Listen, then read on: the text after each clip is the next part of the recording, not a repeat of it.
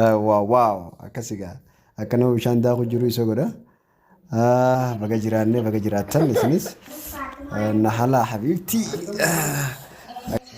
لا أنا نودا أتمو ماذا أنا مو أبا أيه نحلا مو جولي جولي غربتو خالص لكي أتمو كم نيتا نالا نودتي أرتدي كاتا بوبو جيبي بيتا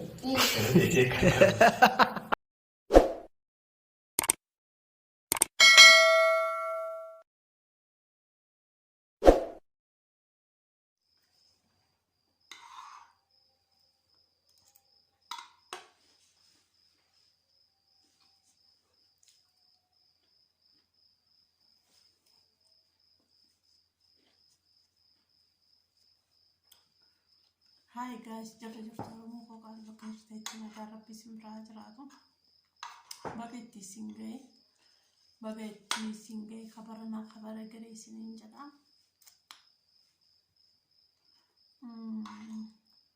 Ana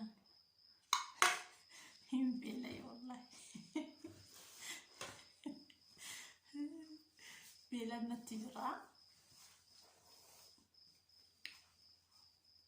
Hin beela'e. Saniifi jechuudha. Aanaan jiruun Itoophiyaa addatee jedhan.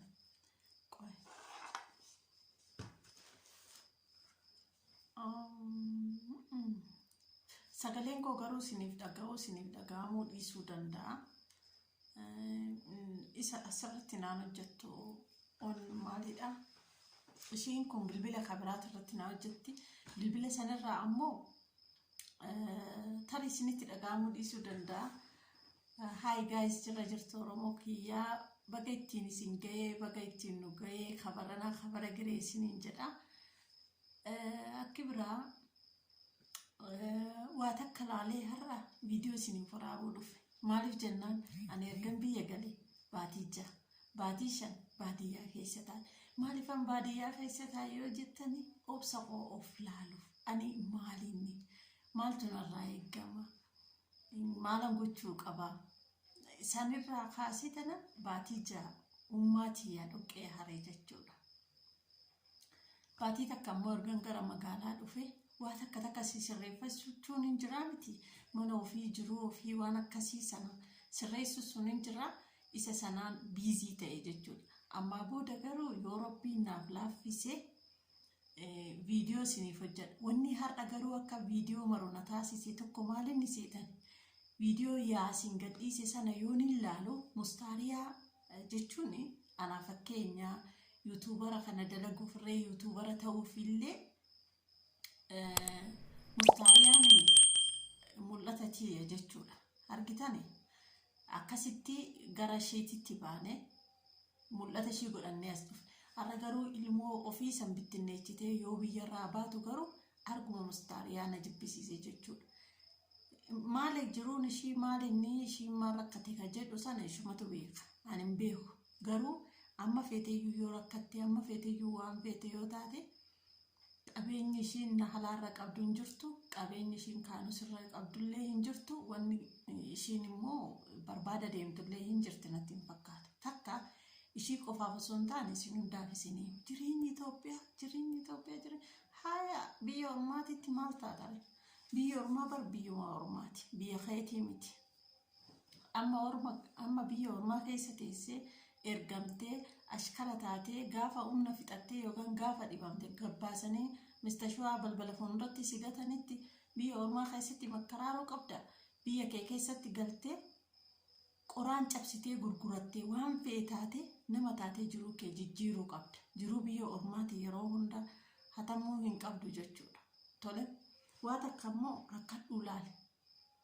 Cinqamii ilaali. Waan feete ilaali. Tole maaliif obsa kee eenyummaa kee irratti of qortee of baruuf jechuudha. Rabbi waliin ani baatii 5 baadiyyaa keessatti dabarse namni guutuun ajab jedha jechuudha. Akkamitti dandeessa ijoolleen gaaf biyya alaatii galtee guyyaa takka baadiyyaa keessa taa'uu hin dandeessu. Ati akkamitti waa hedduu naan jedhu. Ani garuu dantaan godhadhu. Maaliif qabda kanaa hundayyuu waan hedduu beektani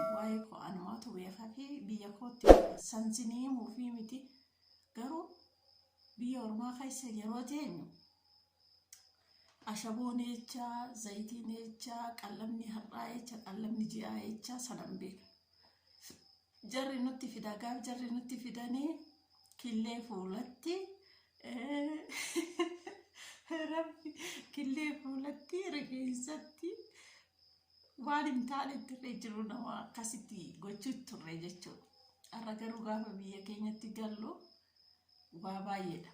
Namni baatii takka biyya keessatti galee namni baatii takka biyya keessa jiraachuu dadhabeetu jira jechuudha. Baatii takka beektani saniifuu waa isinii dhaamaa amma kootirraa jechuudha. Amma feete dhabeera kadhee waan feetee biyya koo keessaa kotteen kaasu osoo waan feetee jechuudha. Rabbi osoo waan feetee biyya koo keessa miilan kaasu nabaa hin beelaa hin dhoobadhaa hin rakkadhaa jiru tana mo'uu nan danda'a biyya koo keessatti. Namni akka feeteetti biyya kana keessatti bar warri biyya arabaa deemee dhufe harkaa karaa afaaniiti. Warri immoo biyya keessa jiru gamoon asii samiitti oli. Akkamitti isiniin dhibu biyya ofii keessa jiraatanii gaa'ila ofii keessa seenanii waa hunda keessa seenan zanaa jedhanii jiraatanii jechuudha. Nu ammoo jireenya keenya guutuu mana arabaa gubbaa gadi irraa olii ol kaadhu gadi kaadhu shindibeeta namaa dhiqee haara galfiin hin jiru akka saniini jechuudha. Saniif dura dursaati jiruma biyya keenya keessatti mana yoo qabaatte faa jettee jiraatta. Zanaa jettee jechuudha. Mana yoo qabaatte. Mana yoo kireeffatte garuu jiruun sitti hadhoofti. Jiruun sitti dukkanoofti. Itoophiyaa keessatti mana kiraayyaachuun hedduu takka ulfaataadha. Saniifuu waan qabdanii waa takkara oolfadhaa. Faayidaarra oolfadhaa. Tanaan durarree yommuu kaanus jettee turte beektani ani waa'ee mana ijaaruu lafa bituu waan akkasii jedhu hin beeknu. Faa jenneetuma zanaa jennee yeroo saniif jiraachuu barbaanna malee waan akkas jedhamu kana hin beeknu jettee turte jechuudha.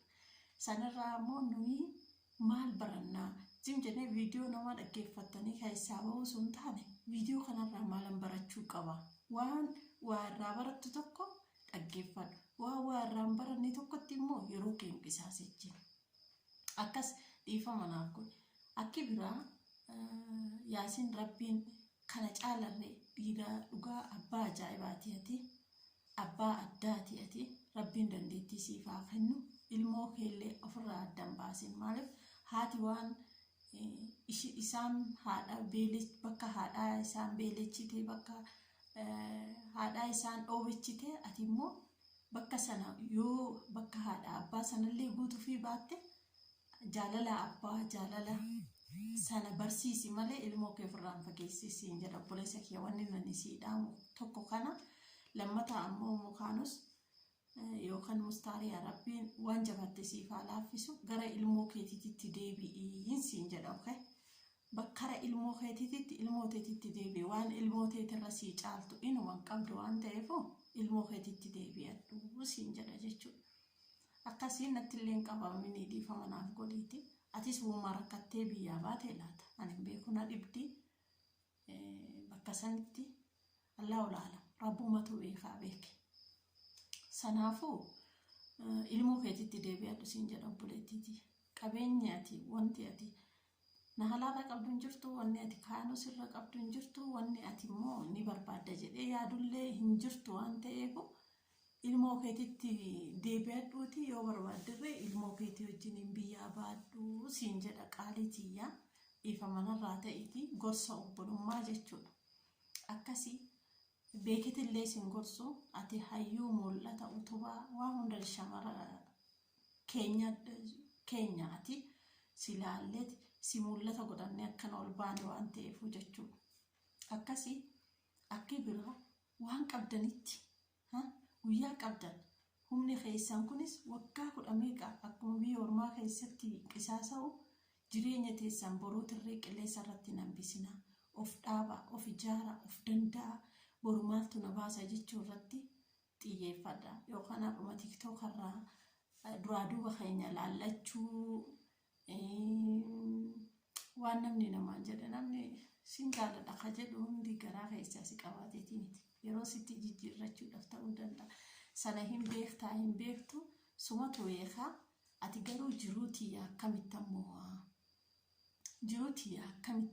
mo'achuu danda'a.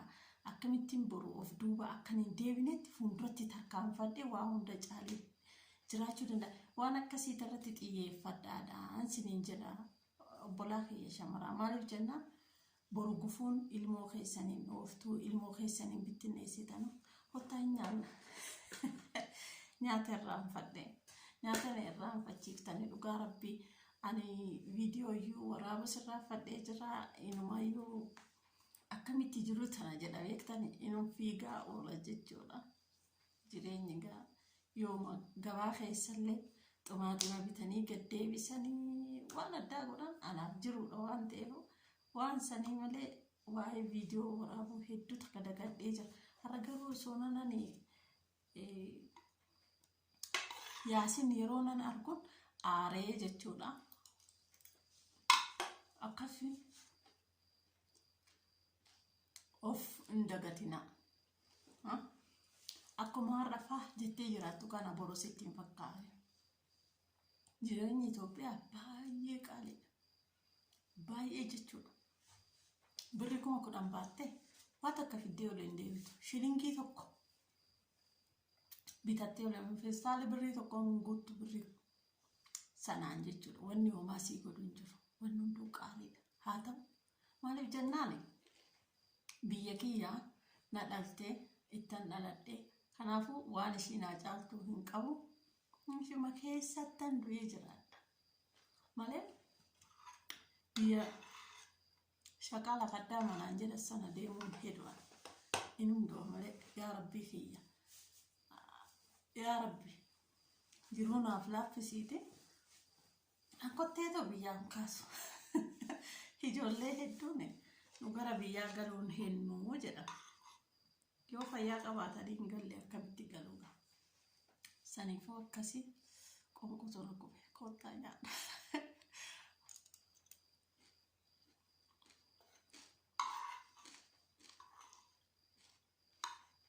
Sabboontu as jira kottu ruuziinis hin jira wanni hunduu hin jira. Koottaa galaa kara biyyaa. Dhugaa namni kutannoo qabaatee hojjetu yoo jiraate baasiin ani homaa bitadhee biyya sanii ni dhufne beektan keessattuu miidiyaa irratti jechuudha. Hiinnan dibadheera dhiifama naa godhaa. Homaa waan miidiyaadhaaf na barbaachisu waa hunda as galee bitadhee rabbiin obbolaa kiyya umurii naa dheerechuu maatii koo umurii naaf haa dheerechuu. Akkasitti argisiisa. Argitan ishee kana faa jechuudha. Itoophiyaadhaa biteen teelee telekoom jetti. Itoophiyaa keessaa bitadhe minimana akka lafa dhadhoofti laa ishee kanallee asii bitadhe waa hedduu jechuudha. Isa kaameraa irra kaawwadhe kanarree waan hin achii bidee dhufe hin jiru. Arabdittiin gabbaatee naa bituu waa fedhan qabneef jechuudha. Amma garuu amma nama kaameraa naa qabu dhabee nama kaameraa naa qabu beektan inni sodaadhaa kophaa kiyya osoo namni na ifatee waan akkas jedheeti hin sodaadhaa of qabee waa ofii kooti kaameraa qabee waa hojjechuu hin danda'u. Saniifuu osoo namni kaameraa naa qabu kaameraa maanii argadhe waa ajaa'ibaa kana hojjedhe sinitti argisiisaa jiruu biyya teenya.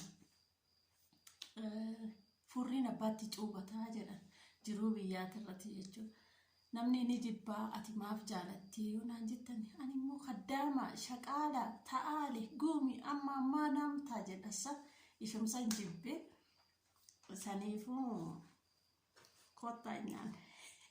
Akkasii natti hin qabaminaatii of hin dagatinaadha. Of hin dagatinaa. Of dagannaa isinii dhumatti. Wanni hunduu akkuma har'a keessa jirtan kana isinitti hin fakkaatin. Boru dugda isinitti galuu danda'a. Saniifuu akkasii mukaan usxaamsi kiyya ilmoo keetitti deebi'ee okay ilmoo keetitti deebi'ii siin jechuun barbaada. Akkasii fayyaa nagaan dhabinaadha. Waan isin barbaadan hundarratti isin hojjedha. Waa gaarii hojjedha. Maatii kiyyallee isin irratti hojjedha. Piraankii irratti hojjedha. Jara irratti illee amma harka 100 keessaa 100 yoo naaf mijatu baate harka 100 keessaa 50 naaf mijatee jira waan ta'eef waan adda addaa hojjedhee isinitti argisiisa. Siniin jedha. Fayyaa nagaan dhabinaadha. Nagaan Rabbi si faana haa ta'u. Obbolaa kiyya warri jiruu sinitti ulfaattee halkanii guyyaa dhaabbattan immoo Rabbiin humna siniif haa ta'u waan jabaatte mara siniif haa laaffisu siniin jedha. Bye.